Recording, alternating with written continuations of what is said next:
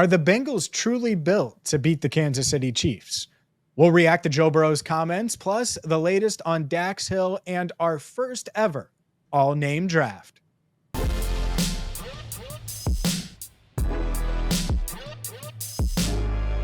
Hi again, everyone, and welcome in to Cincinnati Bengals Talk. This is Enter the Jungle. I'm James Rapien. He's Andrew Fox Miller, and we're part of the Big Play Network. Shout out to our sponsors, Tipico Sportsbook and Garage Beer, and you can catch us every single Tuesday at 8 Eastern right here on Cincinnati Bengals Talk, weekly on Bally Sports. And Andrew, let's start with Joe Burrow and his comments recently about the Bengals-Chiefs rivalry. Obviously, it's one of the best rivalries in the NFL. I think going into last year, it was the best rivalry in the NFL. Joe Burrow getting hurt kind of threw a wrench into those plans on New Year's Eve this past season. But Joe Burrow saying, quote, "We both work really hard at what we do. They got great players. We've got great players. I think we match up pretty well with them. We're kind of built to beat them." Those comments on the New Heights podcast that was filmed at the University of Cincinnati. And I think a lot of people, a lot of our viewers probably do agree that the Bengals have been built to compete with the Chiefs, beat the Chiefs. Joe Burrow, by the way, 3-1 against the Chiefs.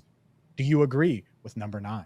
I agree with number 9, of course, but it is interesting hearing him say it, especially on the platform that he was on, being that he had a Chiefs player right there in front of him. I thought one thing that I would probably elaborate a bit on what he was saying is the fact that built to beat the Chiefs, but I think there's also an element, not just from a personnel standpoint, but on the field, but off the field.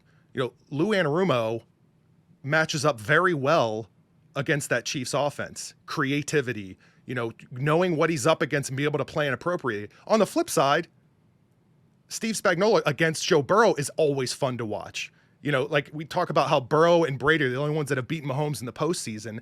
Those are two, Brady and Burrow, cerebral quarterbacks, and it's very fun to see them face one another. So there's those elements, those sort of higher level elements that I enjoy on these particular matchups as well. For sure. I think that's why it is the best rivalry, because it's not just the trash talk. It's that it's been backed up. Both teams going down to the wire. The Bengals have rallied back multiple times. The Chiefs have gotten big leads. Heck, they rallied against the Bengals in the AFC Championship game. They did win, and it looked like multiple times that the Bengals were going to win that game. For sure. In the Bengals wins, it was the opposite, where it looked like the Chiefs were going to win that game, and then the Bengals flipped it on them. And so I agree. I think when you talk about beating the Chiefs, it starts with having a quarterback that can go toe-to-toe and not blink. And there aren't many human beings on the planet that you feel comfortable doing that. So guess what? If you don't have that, you're not going to be able to do it consistently. And even with that, you need some things to go your way. And the Chiefs, by the way, need things to go their way when they're playing the Bengals. That's how close these two teams are. So I agree. It's also why I like the fact that the Bengals prioritized a guy like Jamar Chase, because the Chiefs are probably never, and I get they have Travis Kelce, they're probably never going to have Jamar Chase now that they traded Tyreek Hill. They're never going to have that level of playmaker. And when you give that to a quarterback like Joe Burrow, well, you recover from a 14-0 deficit, a 21-7 deficit, like they did in the time that these two teams first matched up in 2021 when the Bengals won the AFC North Championship and Jamar Chase just carried them and got them back in that game. I'm go ahead and say it, Chiefs fans. We were all robbed of a Burrow-Mahomes, of a Chiefs-Bengals matchup last season. I'm just going to say, I'm going to speak on behalf of the entire fan base and the entire NFL, James. Just, we all want it. I don't care. I don't care who you're a fan of. Let's see it. This is the matchup. And we need a healthy Burrow, obviously. Let's go. Like, this is the matchup. I want it back. You know what I want? I want when the schedule comes out on May 9th. Spoiler, the schedule's going to come out. Please don't have Kansas City late in the year when it's super cold. So I got to go to Kansas City with that whipping wind and all that. It's just not something that I personally want to deal with. And so hopefully we don't have to deal with it. We will see on May 9th, spoiler alert, that's when the NFL schedule is set to release. But up next, it's draft week. We know that. Dax Hill is a former first-round draft pick, 31st overall in 2022. What does the future hold for Dax Hill? We will get into that coming up next. Welcome back to Enter the Jungle. I'm James Rapien. He is Andrew Fox Miller. And Andrew, the Bengals took Dax Hill in the first round a few years ago. I think a lot of people expected him to be Jesse Bates' replacement. My first reaction here on Cincinnati Bengals Talk was, okay, that makes sense. It also would make a lot of sense if Dax Hill and Jesse Bates could be a tandem and play together for the foreseeable future. Obviously, that didn't happen. Last year, Dax Hill played about as many snaps as anyone on the Bengals, was out there for 99% of the Bengals' defensive snaps, was out there for over 1,000 snaps. And I think there was some good and obviously some bad, especially towards the end of the year. But the Bengals, they go out, they get Geno Stone. He's going to play that deep safety role. They get Von Bell, who we all know is going to push for playing time as well. They have a safety room that includes Jordan Battle, includes Tyson Anderson, obviously Dax Hill. What are your expectations for Dax Hill going into this season? What do you expect to see from him? Because he's in a really unique spot going into year 3. I think based on some of the changes they made, or I shouldn't say changes, based on some of the acquisitions they made in free agency and some that they didn't, perhaps most importantly, where was the cornerback depth that they were going after? I would think that they would need. We haven't seen that yet in free agency. So it feels like there is an opportunity to look at Dax as, and I don't want to say depth, because we certainly would probably be a little nervous hearing the word depth around a first-round draft pick. But with that said, I think maybe perhaps an opportunity to experiment.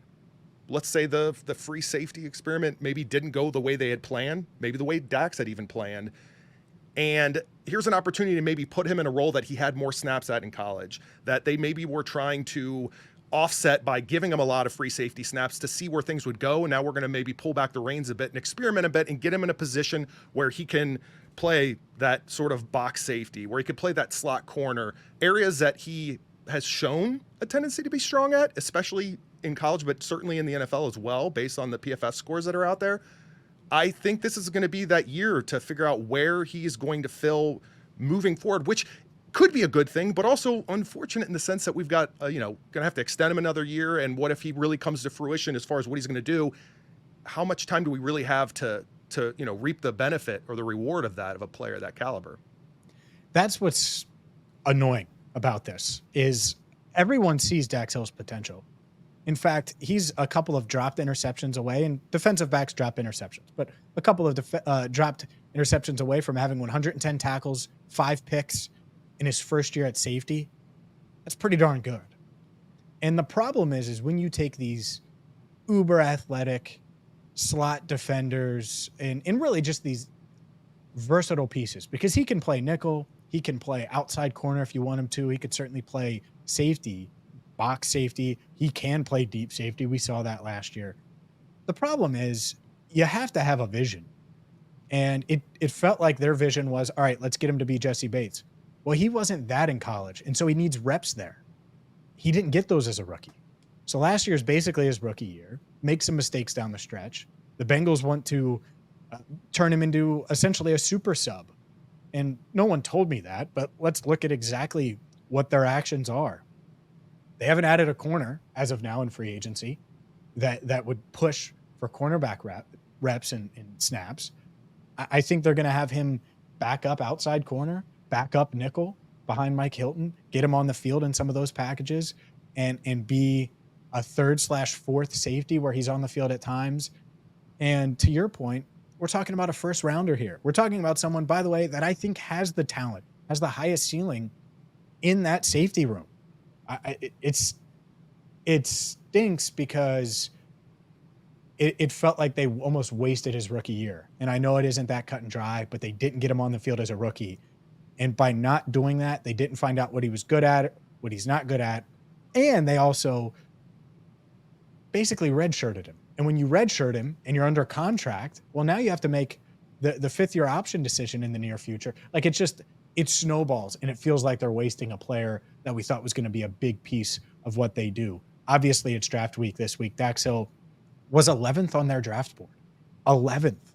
They got him 31st overall. Like, they held him in really high regard. And I get why. He's awesome and can do a lot of things for them. And so what I hope is that Lou Anarumo realizes that, one, I hope Dax grows as a player. I hope Lou Anarumo notices it, and then they find ways to get him on the field anyway, because I do think he can make plays. I do think he can help. I do think he fits with Geno Stone, for example. And so I do think it can work. But if you're just yanking him around and he's going to play outside corner for a snap here and then inside corner and then play safety, and it's tough for me to see the vision and for that vision to come to fruition for a first-round pick, because you're not taking a Swiss Army knife in the first round and then not knowing how to use them. And it feels like that's sort of what they've done to this point. Agree, 100%. It's going to be, it could be very exciting or it could be painful or both, but either way, the window's closing with Dax Hill in terms of his rookie contract. I want to see the vision, like you said. We'll see if they get it done. I do think we will see Dax Hill this year. I'm optimistic. He's handled it well. He's said the right things.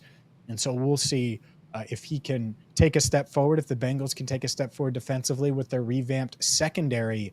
Let's switch gears a little bit, because for the first time in Enter the Jungle history, and I do think that this can become an annual thing, it is time for the 2024 All Name Draft. That's next, right here on Enter the Jungle. Welcome back to Enter the Jungle. He is Andrew Foxmiller. I'm James Rapien, and it is time for our 2024 All Name Draft. Because let's be honest, we're talking about these prospects, and it's all about their height, their weight, their 40 time, where they went to grade school, the teachers they met with, what grades they got, their character. Let's get into the names, because there are some great names. And so we're going to go 3 rounds. Our first 2024 All Name Draft. Hopefully it's annual. We'll see. But certainly this year, it's a big deal. Let's dive into it. Andrew, you get the honors. You get the first pick. We're going 3 rounds. Who are you taking with the first selection in the Enter the Jungle All Name Draft? Listen, there are a lot of great names out there, a lot of complex ones, a lot of just fun ones to say. But we don't want to get too crazy when it comes to first overall. You got to go with that surefire. You know exactly what you're getting. You know the needs. I'm going in this case, it's got to be Storm Duck, right? Storm Duck. When you say it, there's a certain brevity to it. I like it. It's got a great rhythm to it. It's got to be Storm Duck, right? What wouldn't it be? He's the first player on my board. Okay. I hate all right. that the reason I gave you the first pick is I was like, oh, it's fair. I'll give Andrew the first pick. But deep down, I'm like, man, I'm giving him Storm Duck. I'm giving him Storm Duck. I want Storm Duck. I don't want him to have Storm Duck. I want Storm Duck. And it really bothers me that you have Storm Duck, because I wanted Storm Duck. And here we are talking about Storm Duck. Yeah. Easily the number 1 pick. I can't believe this. He's answering the call right now. He's sitting there. He's holding up the Enter the Jungle flag. He's like this, like his family's all excited. Yeah, that's what's happening. Great prospect. Yeah, I'm just looking at him here. Had 5 interceptions, had 3 interceptions in 2022. He's probably going undrafted in real life.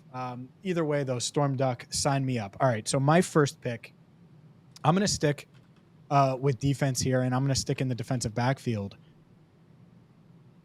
And to me, he could have been the first pick, and the way you could have made the argument that he's your first pick in the best pick is because he could actually go in the first round of the real draft and is a top prospect in the real draft. And who knows how he'll be as a player in the NFL.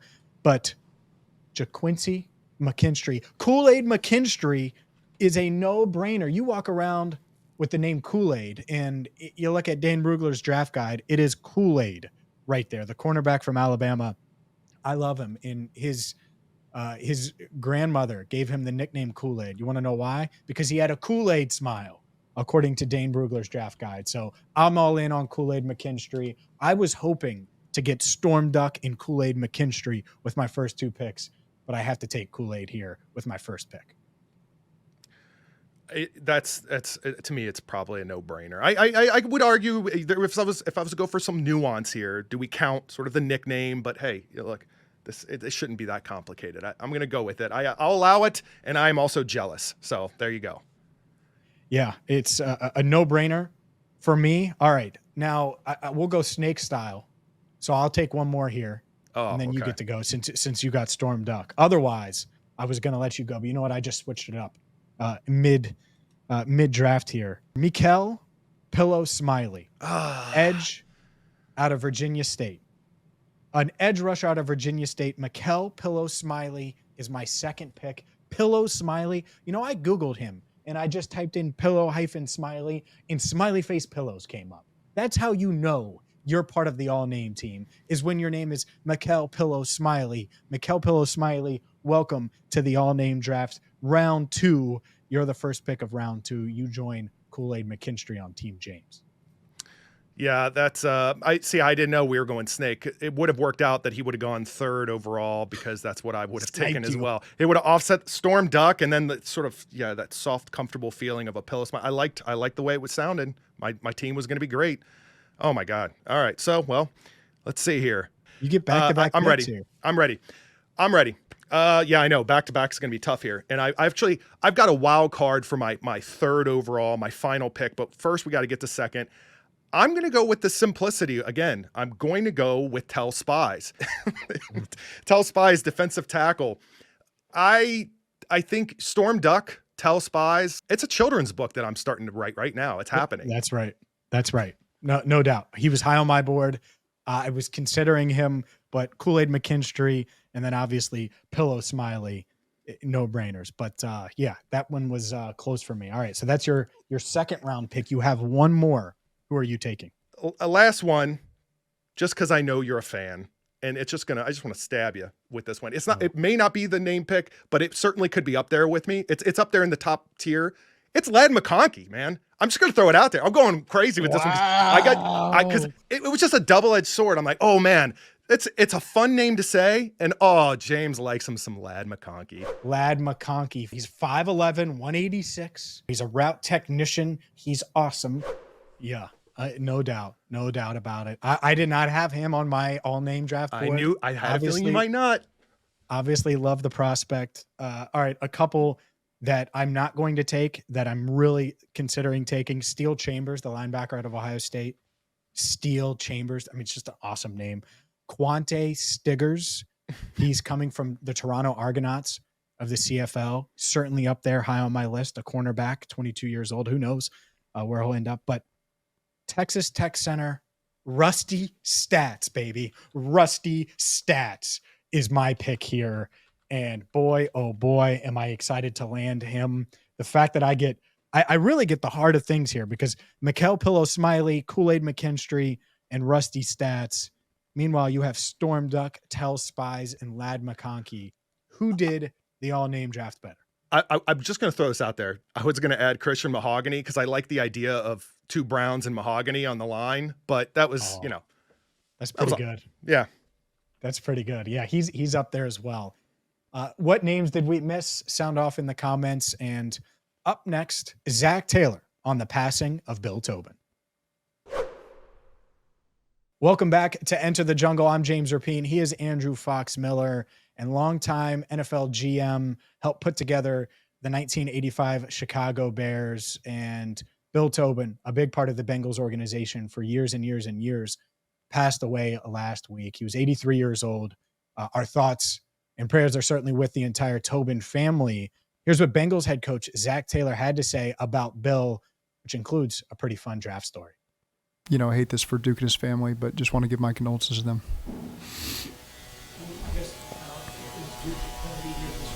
Yes. Is there a little bit like draft story that Bill had over the years that you